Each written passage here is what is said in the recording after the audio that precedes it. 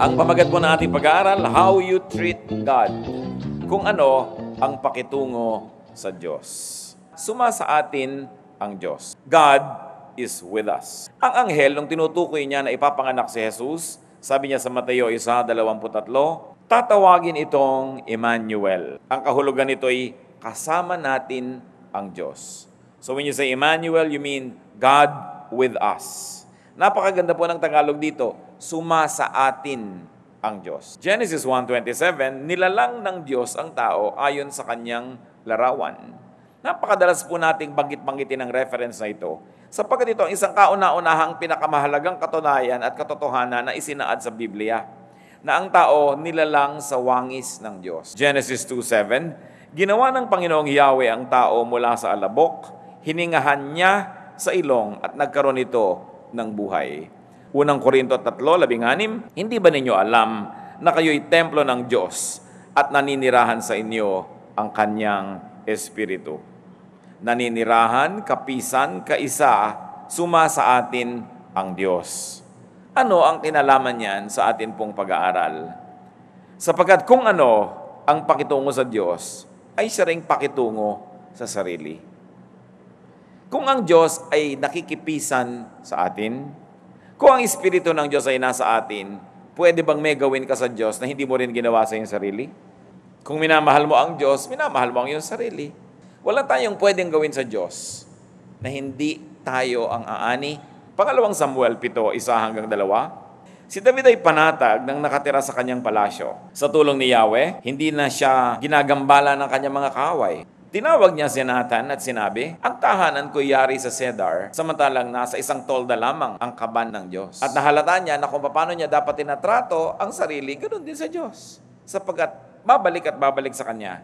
Sa pangalawang Samuel 24:24, sabi sa Biblia, ngunit sinabi ng hari, hindi maaari, babayaran kita, sapagkat hindi ako maghahandog kay Yahweh ng anumang walang halaga sa akin. Kaya't binayaran ni David ang giikang iyon at ang toro sa halagang 50 pirasong pilak. Dahil siya'y hari, nung kumukuha siya ng hayop doon sa supplier, ayaw siyang pagbayarin, wag na lang, libre na lang. Mahal ang Diyos, mahal din ang ibibigay ko sa Kanya. Napakaganda sa salitang Tagalog yung mahal because it means beloved and it also means expensive. Kasi mahal ka, hindi ka bibigyan ng mura. Kasi sa atin, yung mura na inexpensive or cheap, curse din yung huwag mo kumurahin.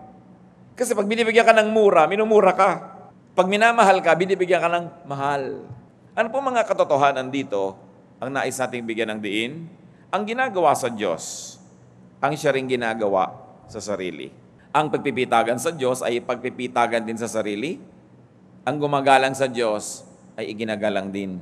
Nakakita ka naman ng tao nagpapahalaga sa Diyos tapos naglalakad ng hubot-hubad sa kalye? So niya, mahalaga sa akin ng Diyos, tapos bumulwak na yung dibdib niya sa lalim ng kanyang neckline. Hindi, nagpapahalaga ka sa Diyos, ang nagiging ending, pinapahalagahan mo rin yung katawan mo eh. Kasi kahit hindi mo iniisip yan, kahit hindi ka conscious, alam mong nananahan sa iyo ang Diyos. Kaya yung tao nagpapahalaga sa Diyos, pati sa pagkain, hindi nagtitira ng kung ano-ano, hindi burara sa mga gamit. Kasi ang Diyos is God of order. God is your respectability. And the moment you don't respect God, the first thing you do is disrespect yourself. Marcos 8:38, kapag ikinahiyan ninyo ako at ang aking mga salita sa harap ng mga taksil at makasalanang mga tao sa panahong ito, ikakahiya rin kayo ng anak ng tao pagparito niya na taglay ang dakilang kapangyarihan ng kanyang ama at kasama ang mga banal na anghel. So sinasabi ni Lord, ginagawa mo sa akin, gagawin ko sa iyo. Ang taong natututong magpahalaga sa Diyos, consequently, automatically, inevitably, pinahahalagahan din ang sarili. Ang pagtataas sa Diyos ay pagtataas din sa sarili. At napapabuti ang sumusunod sa Diyos. Jeremias 7:23, subalit inutusan ko silang sumunod sa akin upang sila'y maging aking bayan at ako naman ang kanilang magiging Diyos. Sinabi kong mamumuhay sila ayon sa ipinag-uutos ko at magiging maayos ang kanilang pamumuhay. Napaka-inconsistent yung nagsasabi siya, nasa Panginoon, tas ang gulo ng buhay. Liban na lang yung gulo na yan ay tira-tirahan pa nung dating gulo nung wala pa sa Panginoon at inaayos-ayos pa, understandable. Pero yung nasa Panginoon ka na, imbento ka pa ng imbento ng mga bagong gulo, hindi yata bagay yon. Awit, 89:15. Mapalad ang taong sa iyo'y sumasamba, Sa pagsamba niya'y inaawitan ka, at sa pag-ibig mo'y namumuhay sila. Ang umiibig sa Diyos ay naiibig din ng Diyos. At kung naiibig ka ng Diyos, naiibig ka rin ng iyong kapwa. At naiibig ka rin ng iyong sarili. Juan 14:21, ang tumatanggap sa mga utos ko at tumutupad nito ang siyang umiibig sa akin. Ang umiibig sa akin ay iibigin ng aking Ama at iibigin ko rin siya at ako'y lubusang magpapakilala sa Kanya. So yung umiibig sa Diyos, naiibig din. Yung namumuhi sa Diyos, kinakamuhian din. Ang nagpapahalaga sa Diyos ay nagkakaroon din ng halaga. Mateo 22:37, sumagot si Jesus, ibigin mo ang Panginoon mong Diyos ng buong puso, ng buong kaluluwa, at ng buong pag-iisip. Sapagkat kung iniibig mo ang Diyos, ang ending nun, iibigin mo rin naman ang iyong sarili. Ang ipinagkakait sa Diyos ay ipinagkakait din sa sarili. Yung nagdadamot sa Diyos, pinagdadamutan nyo ang inyong sarili. Lucas 6:38. Magbigay kayo at kayo'y bibigyan ng Diyos. Hustong takal, siksik, liglig at umaapaw pa ang ibibigay sa inyo. Sapagkat ang panukat na ginagamit inyo sa iba ay siya rin gagamiting panukat sa inyo. So if you're generous to God, God becomes generous to you. Ang sumusuway sa Diyos ay lumalabag sa sariling budhi. Kung hindi natin ito laging naalala, isipin. Pag may ginagawa kayong masama, nagigilty naman kayo, di ba? Ang lumalayo sa Diyos ay lumalayo sa kanyang sarili. Ang lumalayo sa Diyos ay lumalayo sa kanyang sariling kaluluwa. Ang pakikitungo rin sa kapwa ay siyang pakikitungo sa Diyos, tulad ng binabanggit natin. Ang kapwa-tao rin naman natin ay pinipisanan ng Espiritu ng Diyos. Mateo 25:40, sasabihin ng hari, tandaan ninyo, nang gawin ninyo ito sa isa sa mga alagad ko, siya man ay pinakahamak, ako ang inyong tinulungan. So what was the Lord saying? Whatever you do to the least of these, you do to me. So, gusto nating maging mabuti sa Diyos? Maging mabuti tayo sa ating kapwa.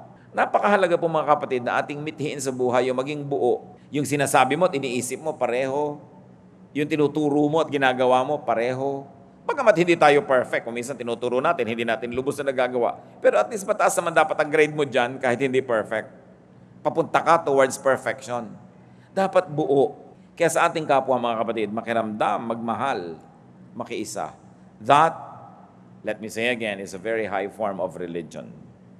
Mateo 22:39, ibigin mo ang iyong kapwa, gaya ng pag-ibig mo sa iyong sarili. Magandang goal yan. Normal naman na mahalin mo yung kaibig-ibig, pero yung mahalin mo yung nakakainis, yun na yata ang spirituality. Na tayo'y minamahal ng Diyos kahit tayo nakakainis. Sa palagay niyo ba, hindi kayo nakakainis sa Diyos? Unang Pedro 2:17, igalang ninyo ang lahat ng tao at mahalin ang mga kapatid kay Kristo. Hindi sinabing, hayaan mo na bastusin ka ng mga bastos. Pero ang sabi, kahit bastos siya, igalang mo. So balik tayo sa ating original na pinag-uusapan, ang pakikitungo sa Diyos. Kumusta mga kapatid, ang pakikitungo natin sa Diyos? How do you minister to God?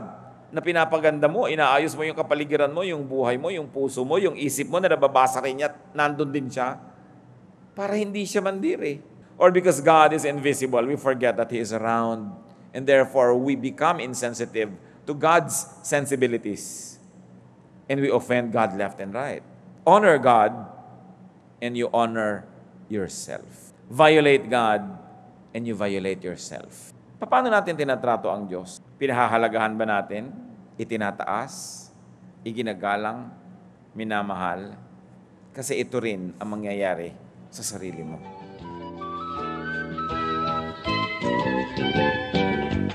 Thank you.